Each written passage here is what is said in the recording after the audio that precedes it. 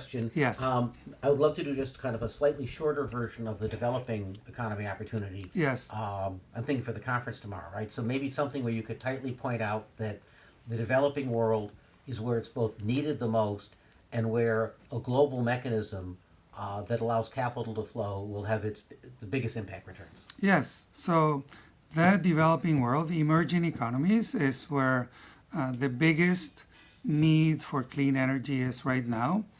Clean energy and transportation are already financially viable. They're cheaper than what the dirty alternatives are: fossil fuels, gas, coal, and so on and so forth, oil.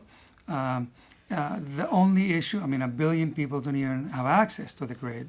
And yet we have $9 trillion in pension funds and sovereign wealth funds and so on that are making negative returns. They're essentially paying governments for the right to hold their money. And so we need to capture,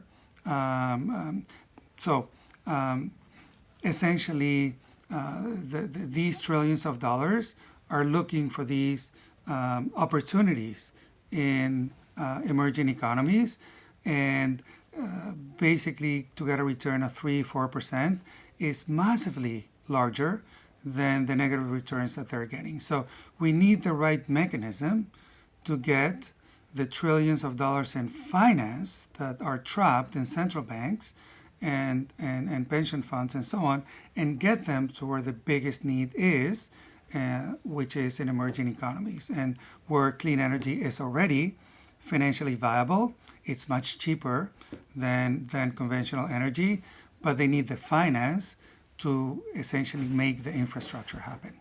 And there isn't kind of a global connective tissue right now. There isn't. It's all kinds of incentives, most of which are wrong, and all kinds of intermediaries between essentially the investors and the end users. So we need a seamless, open, transparent way to get from the investor to where the infrastructure is needed.